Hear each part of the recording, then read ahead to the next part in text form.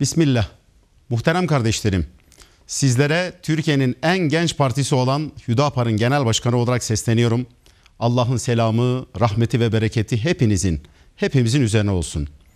Belki bazılarınız ilk kez Hüdapar'ın ismini duyuyor. Ama Hüdapar'ı tanıdıkça kendi partiniz olduğunu ve hepimizi temsil ettiğini göreceksiniz. Hüdapar, milletimizin inancıyla şekillenen gönül dünyamızın siyasete yansımasıdır. Bizler, insanlığa güzel günler yaşatmış büyük bir medeniyetin mensuplarıyız. Hüdapar, o büyük medeniyetin mensupları olarak sizin kendiniz için, memleketiniz için, ülkeniz için, insanlık için yapmak istediklerinizi hayata geçirmek üzere var olan bir partidir. Hüdapar sizin dünyanızın, ümitlerinizin ve beklentilerinizin partisidir. Hüdapar 2013'ten bu yana siyaset sahnesindedir. İlk kez Türkiye genelinde seçimlere katılıyor. Çünkü bu ülkenin her karış toprağı için yapmak istediği güzel işler vardır. Hüdapar, Edirne'den Hakkari'ye, Sinop'tan Hatay'a bu ülkenin her noktasında ben de önce insan, öncelik adalet diyorum diyen her birinizin sesini mecliste duyurmayı vaat ediyor. Bu aziz memleketin aziz insanları olarak her birinizin gönlünden geçen onurlu siyaseti icra etmek istiyor. Aziz kardeşlerim, önce insan, öncelik adalet diyoruz. Neden?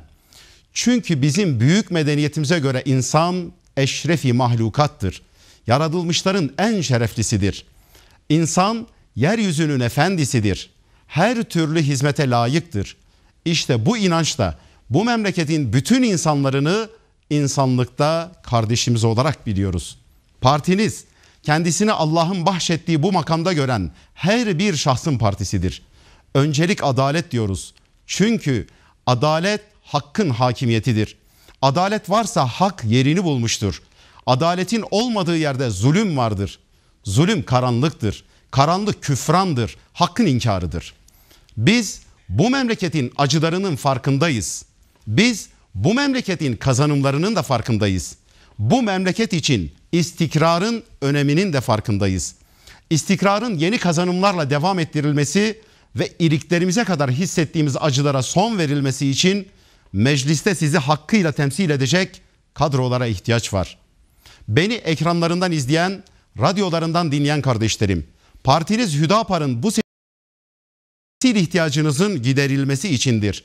Allah'ın izniyle siz evinizde çocuklarınız arasındayken, iş yerinizde işinizin başındayken benim temsilcim Hüdapar mecliste diyeceksiniz. Bizzat siz mecliste bulunurcasına temsilinizin en üst düzeyde gerçekleştirildiğine şahit olacaksınız. Siz asıllar olarak Hüdapar listesinden meclise gönderdiğiniz vekillerinizle iftihar edeceksiniz. Hüdapar'ı tercih etme kararınızdan onur duyacaksınız. Aziz kardeşlerim, bu memlekette taş üstüne taş koyan herkesi takdir ediyor, herkese teşekkür ediyoruz. Lakin maddi bir kalkınma yaşarken manevi bir boşluk yaşıyoruz. Madden kalkınırken manen bir tatminsizlik içinde bulunuyoruz. Bu çaresiz bir hal değildir.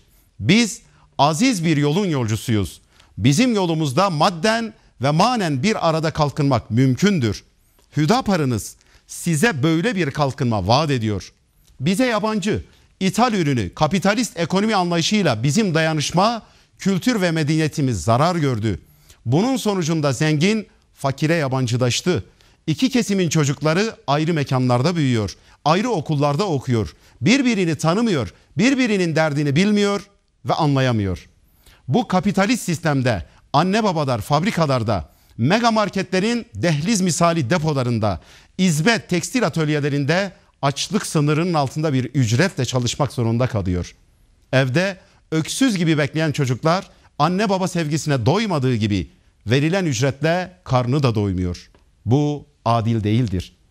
Hüdapar'ınız zenginin zenginleşirken toplumundan kopmadığı, kardeşlerini unutmadığı, anne babalarının açlık sınırının altında çalıştırılmadığı kalkınmış bir Türkiye vaat ediyor. Hem kalkınacağız hem özümüzü unutmayacağız. Biz bunun mümkün olduğuna inanıyoruz. Siz de buna inanıyorsunuz. O halde hep birlikte bunu başarabiliriz. Aziz kardeşlerim, çektiğiniz sıkıntıların ve yaşadığınız acıların farkındayız. Bu nedenle önce insan, öncelik adalet dedik. İnsanca yaşamak için adaletin öncelenmesi lazım. Bunun için yargıda, ekonomide, siyasette adalet olmalı. Gelir dağılımında adalet, vergi toplanmasında adalet, temsilde adalet, işe alımda adalet diyoruz. Yargıda adalet yok maalesef. Cezaevlerinde yatan 254 bin mahkum ve tutuklu var. 7,5 milyon da ceza dosyası. Bunların her birinin 2 sanığı, 2 tanığı, 2 de şikayetçisi olursa yaklaşık 40-50 milyon insan mahkemelerde sürünüyor demektir. Bu normal bir durum değil. 28 Şubat mağduru yüzlerce kardeşiniz hala cezaevlerinde. Haksız yere yattığından emin olduğumuz ve 30 yılını doldurmak üzere olan mağdurlar var. Sizler şu an evlerinizde bizi dinlerken onlar parmaklıklarının arkasında bulunuyorlar. Bu zulme son vermek, o acıyı yüreğinde hisseden Hüdapar'ınızın mecliste temsil edilmesine bağlıdır. Güvenlik soruşturması bahanesiyle 22 yaşındaki üniversite mezunu gencecik evlatlarımız memur bile yapılmıyor. Türkiye bunu daha önce ne zaman yaşamıştı?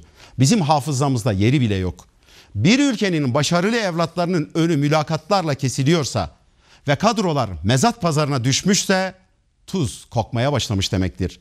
Hüdapar'ınız mecliste sizin adınıza bulunacak ve söz veriyorum, bu hale son vermek için o güvenlik soruşturmalarından geçemeyen çocukların öz anne ve babaları gibi çalışacaktır. Beni dinleyen aziz anne ve babalar, genç kardeşlerim, bizim medeniyetimizde müminler ancak kardeştir. Bizim tarihimizin hiçbir aşamasında dil yasağı diye bir yasak olmamıştır. Türk, Kürt, Arap, Laz, Çerkez, Abaza, Boşnak, Arnavut, hepimiz Hazreti Peygamber'in takipçileri değil miyiz? Öyleyse neden birbirimize karşı üstünlük taslayalım? Neden birbirimizin hak ve hukukunu birbirinin aleyhinde görelim? Ne yazık ki Batı medeniyetinin ayrılıkçı ırkçılığının içimize sirayet etmesiyle biz bu çirkin ve insanlık dışı yasakla yüz yüze kaldık. Türkiye bu konuda bir mesafe kat etti. Bu ayıptan kısmen kurtuldu. Ama bunun anayasal güvenceye kavuşması lazım. Kürt meselesinde bugüne kadar ne yazık ki daha çok vakanın sonuçlarıyla uğraşıldı. İslam memleketlerine göz diken emperyalistler bizi sürekli vakanın sonuçlarıyla uğraştırarak enerjimizi tüketiyor. Hiçbirimizin iyiliğini istemeyenler hepimizi uğraştıracak sonuçlar meydana getirerek bizi o sonuçlar içinde tüketmeye çalışıyorlar. Emin olunuz ki birimizin iyiliği hepimizin iyiliğidir. Birimizin acısı hepimizin acısıdır. Biz bu işin üzerine gitmek ve nedenlerini ortadan kaldırmak zorundayız. Bizi çirkin dil yasakları ile yüz yüze bırakan batıdan gelen habis ideolojilerdir. Gelin Allah'ın selamı üzerine olsun. Peygamberimizin veda hutbesinde buyurduğu gibi ırkçılığın her türünü ayaklarımızın altına alalım. Birbirimizin dilinin önüne engeller koyarak düşmanlarımıza prim vermeyelim. Bu aziz memleketi hep beraber huzur dolu günlere taşıyalım. Kardeşlerim, ne yazık ki dışarıdan alınan taklit ürünü kanunlarla aile kurumu ağır hasarlı hale getirildi. Bunun sonucunda aileler dağıldı. Anne veya babasından birini tercih etmek zorunda kalan, anne ve baba şefkatinden mahrum ailesiz bir nesil yetişti. Bunun yanında evladını katleden anne baba ile anne babasını katleden evlatların yetiştiği bir sosyal felaketle karşı karşıyayız. Buna bir de eğitim kurumlarımızın problemleri eklenince değerlerine inanmayan, kendisine güvenmeyen, görgü kurallarını bilmeyen, gün boyu vaktini ekran seyrederek geçiren bir gençlik yetişti. Gençliğimiz geleceğimizdir. Sorumluluk yüklenmeyen, hesap vermeyen ve hesap sormayan, üretmeyen bir gençlik ölü bir gelecektir. Bunun yanında İslam dünyasının hali malum, Kudüs'ümüz kendisini kurtaracak Selahaddinleri ve Fatihleri bekliyor. Hüdapar'ınız büyük medeniyetimizin çekirdeği olacak, sağlıklı bir ailede büyümüş, medeniyetinin kaynak ve değerlerine güvenen, görgü kurallarını bilen, üreten, önder bir gençlik yetiştirme sözü veriyor. İnanıyoruz ki Selahaddinler ve Fatihler bu imanla, talim ve terbiye ile yüksek kabiliyetlerle yetişmiş böyle bir gençliğin içinden çıkacaktır. Başta Kudüs olmak üzere İslam ümmetinin kurtuluşunu böyle bir gençlikle sizlere müjdeliyoruz. Evet kardeşlerim, sözün özü, yaşanabilir bir dünya ve kazanılacak bir ahiret hayatı için adalet şarttır. Adaletin ikamesi için Hüdapar'ı seçin. Çünkü doğrusu Hüdapar.